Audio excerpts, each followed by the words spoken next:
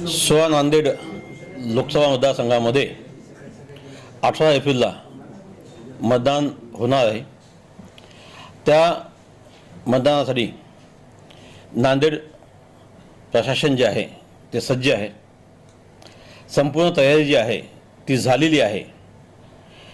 एकूण 2028 मतदान केंद्रावरती मतदान होणार आहे। जे मतदार एकूण जे आहे ते 17,17,825 एवढे आहेत। आणि आपण 18 तारखेला सकाळी 7 वाजेपासून मतदान सुरुवात करतो आहे। त्यासाठी पोलिंग पर्सनल जे आहे त्यांचं ट्रेनिंग आपण झालेलं आहे। यावेळेस जे काही चेंजेस जे झालेत त्यामुळे जे झोनल ऑफिसर आपले आहेत त्या झोनल ऑफिसरसोबत व्हीव्हीपॅट आणि ईव्हीएम मशीन आपण देतो आहे। त्या सगळ्या झोनल ऑफिसरच्या गाड्यांवरती GPS आपण माउंट करतो आहे, लावतो आहे। त्यांची मुवमेंट जी आहे त्या इथे ऑब्झर्व करतो आहे की ते मतदारसंघामध्येच त्यांच्या दिलेल्या मतदार केंद्रावरतीच फिरतात आहे की अजून कुठे जातात आहे। दुसरं जे आहे आपण मतदान केंद्रावरती सखी मतदान केंद्र आपण करतो आहे। ते मतदान केंद्र all govern by the woman presiding officer, polling officer जे आहेत त्या सगळ्या लेडीज राहतील। इव्हन तिथला जो पोलीस स्टाफ जो आहे तो सुद्धा लेडीज राहतील। महाराष्ट्रामध्ये पहिल्यांदाच आपण दिव्यांग बांधवाकडून चालवणारं एक मतदान केंद्र आपण सेटअप करतो आहे। त्यांची पूर्ण तयारी झालेली आहे, त्यांचं ट्रेनिंग झालेलं आहे। प्रिसाइडिंग ऑफिसर असेल, पोलिंग ऑफिसर असतील 1, 2, 3, 4 ते सगळे दिव्यांग आहे। म्हणजे काय फिजिकली हँडिकॅप्ड आहे, काय हात नसेल, पाय नसेल, परंतु अशा प्रकारचे दिव्यांग आहे की जे चांगलं काम करू शकतात आहे। आणि ते स्वतःहून ते पुढे येऊन ते म्हणाले की आम्हाला एक पोलिंग स्टेशन रन करायचं आहे, तर तशा प्रकारचं पोलिंग स्टेशन आपण चालवतो आहे। एक पोलिंग स्टेशन जे आहे प्रत्येक मतदान या लेवलला आदर्श मतदान केंद्र आपण करतो आहे।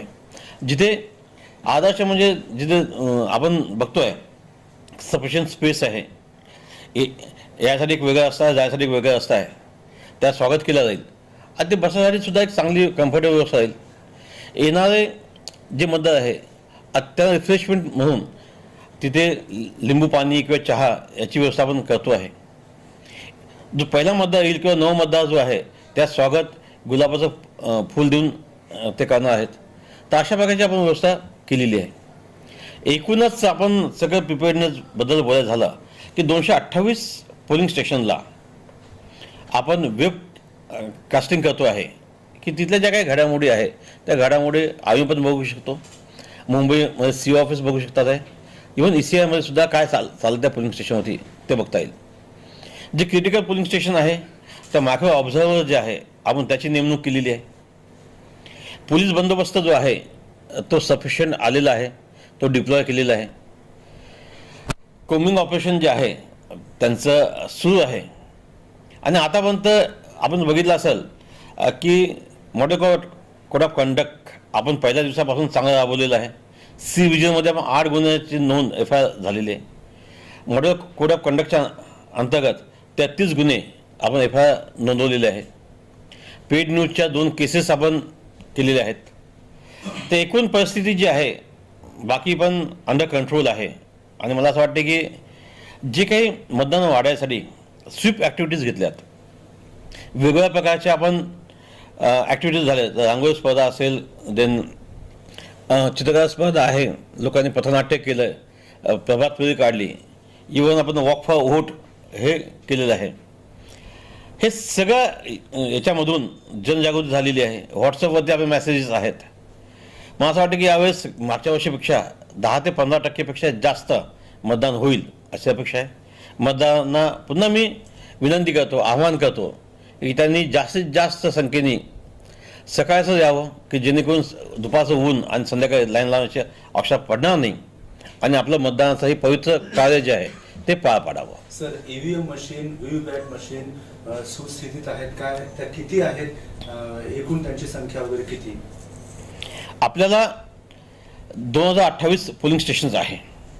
एकावरती एक बॅलेट युनिट, एक कंट्रोल युनिट आणि एक व्हीव्हीपॅट आपण देतो आहे। त्या 2028 आपण दिलेले आहेत, प्लस 10% एक्स्ट्रा हे आपण तयार करून ठेवलेले आहे। ज्या एक्स्ट्रा मशीन्स ज्या आहे ह्या आपल्या सेक्टर ऑफिसर म्हणजे झोनल ऑफिसरकडे राहतील.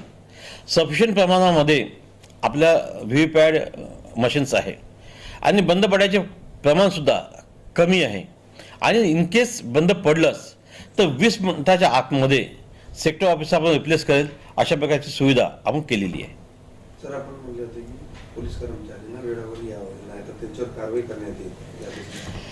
आपण जे आहे, कारण जिल्हा फार मोठा आहे आणि किनवट असेल किंवा इकडे मुखेडकडे देगलूर असेल, रँडमायझेशनमध्ये पोलिंग स्टाफचं जे रँडमायझेशन झालेलं आहे, किनवटचे काही स्टाफ जो आहे तो मुखेडला गेलेला आहे, देगलूरला गेला. तर मुखेडचा स्टाफ तो भोकरला आहे, तो हादगावला आहे, तो किनवटला गेलेला आहे. 17 तारखेला दुपारी 1 वाजेपर्यंत पोलिंग स्टेशनला पोहोचणे आवश्यक आहे. ते शक्य नाही. तर 16 तारखेलाच आपण त्यांची मुवमेंट जी आहे ती करतो आहे. 16 तारखेला सगळा स्टाफ जो आहे तो कोणत्याही परिस्थितीमध्ये 11:30 वाजेपर्यंत तर दुसऱ्या जिथे त्यांची नेमणूक केलेली आहे त्या नेमणुकीच्या ठिकाणी पोहोचावे अशा आपण व्यवस्था केलेली आहे. आणि काही तिथे मग एकदा पोहोचल्यानंतर दुपारचं जेवणाची व्यवस्था केली आहे. नंतर 2 ते 6 वाजेपर्यंत त्याचं ट्रेनिंग आपण अरेंज केलेलं आहे. आपलं व्ही व्ही पॅड असेल, व्ही व्ही मशीन आहे, ते हँड्स ऑन ट्रेनिंग आपण देतो आहे. नंतर त्यांची राहण्याची व्यवस्था केलेली आहे, रात्री जेवणाची व्यवस्था केलेली आहे, जेणेकरून 17 तारखेला हे सकाळी 8 वाजता आपण सगळे मटेरियल घेऊन ते निघतील आणि 12 ते 1 वाजेपर्यंत आपल्या पोलिंग स्टेशनला पोहोचतील. हमारे यहाँ मुख्तलिफ कंपनियों के इलेक्ट्रॉनिक्स और प्लास्टिक के तमाम सामान और फर्नीचर दस्तियाब है. एक मरतबा तशरीफ लाकर खिदमत का मौका दे. प्रॉपरेटर हाफिज मदरुल्लाह बेग, अदर Baig, Al Barkat home appliances, furniture and electronics, टायरबोर्ड, Degloor Naka, Nanded. Nanded news YouTube channel को सब्सक्राइब जरूर करें और बेल आइकन को क्लिक करें. बेल आइकन को क्लिक करने से होगा ये कि आपको लेटेस्ट न्यूज़ अपडेट की नोटिफिकेशन मिलती रहती है.